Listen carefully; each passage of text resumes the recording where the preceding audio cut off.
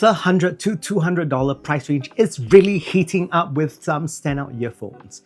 Today's video will pit a few recent contenders in this price bracket against each other to see how they stack up.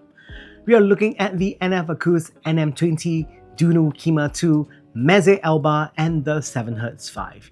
Let's go over each model briefly with a refresher. First up, the NM20. These are the latest from NF Acous, a brand known for releasing very high resolution earphones at every price point. NF Acous prides itself on clarity, and the NM20s are no different, offering exceptional resolution. The NM20 has a polycarbonate chassis, mine is in pink, which is unique and is an interesting color choice. Inside, it's equipped with a single dynamic driver that is basically an upgraded version of the NM2's driver, which was the model before, using dual neodymium magnets and dual circuits.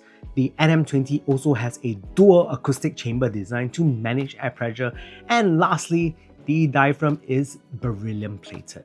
NF Acous has a distinct sound signature, and the NM20 is an evolution of this approach. It has a V-shaped tuning with an elevated upper mid-range, enhancing details. In the past, this might felt intense, but NF Acous listened to feedback and made some adjustments. This time, the mid-bass presence has been raised slightly to balance the highly resolving upper mids, making it more approachable.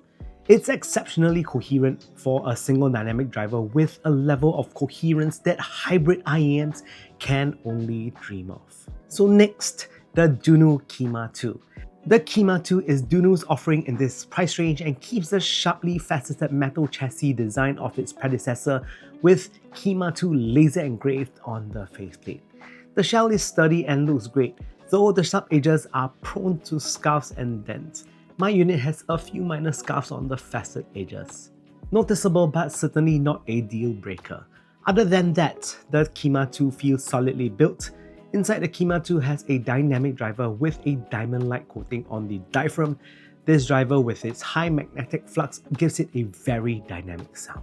The Kima 2 has a warmish V-shaped tuning with an elevated upper mids presence and a solid bass response, providing a coherent, versatile sound.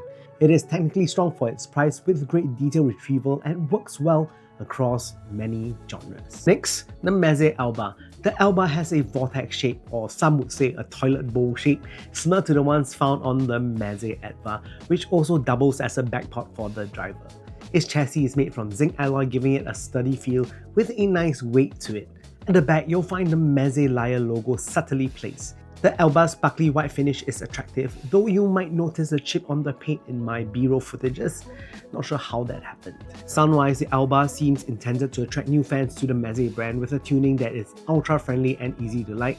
It has a warm U-shaped signature with a bit of thickness to base, perfect for those who are really new to the hobby.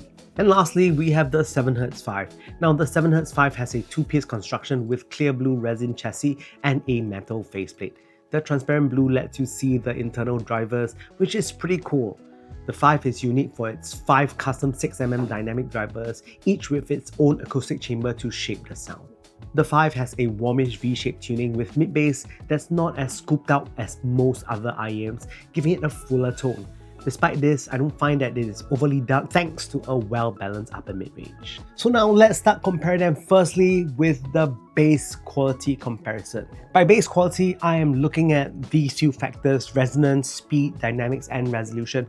I will also rank bass quantity separately for those of you who prioritizes sheer bass volume. So in terms of bass quality, in first place, it will go to NF Acous NM20. This has class-leading bass quality. It is resonant, fast, with excellent detail and dynamics, making it a very engaging listen. In second place would be the Dunu Kima 2. It is also very respectable, only falling short of the NM20 in terms of resolution. While not quite as defined, it still offers great speed and dynamics. In third place would be the 7Hz 5. These have a bit more mid-bass and is generally quite a bit fuller sounding compared to the NM20 and Kima 2. They are about the same as the Kima 2 in terms of resolution and have really good resonance, although in terms of speed it is a tad bit slower in comparison. And last place, the Meze Alba. Unfortunately, the Alba ranks the lowest here. It does not resolve as well as the others mentioned. It lacks a bit of dynamism and isn't particularly fast as well. So next I'm ranking them in terms of bass quantity. So here's the ranking based solely on bass quantity for those of you who want an extra kick in bass. So the ones with the most bass in first place will go to the 7Hz 5.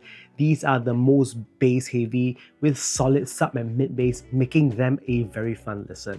In second place would be the Meze Alba. It is pretty close behind, still providing ample bass quantity. And next, tied in third place would be the Dunu Kima 2 and NF Acous NM20. Both have a very balanced amount of bass that complements their tuning without being excessive. So for bass heads or people who really like bass, go for the 7Hz 5s. Next up, mid-range quality. For mid-range, I consider resolution, clarity, and separation. So in first place goes to the NF Acous NM20, top spot for mid-range resolution.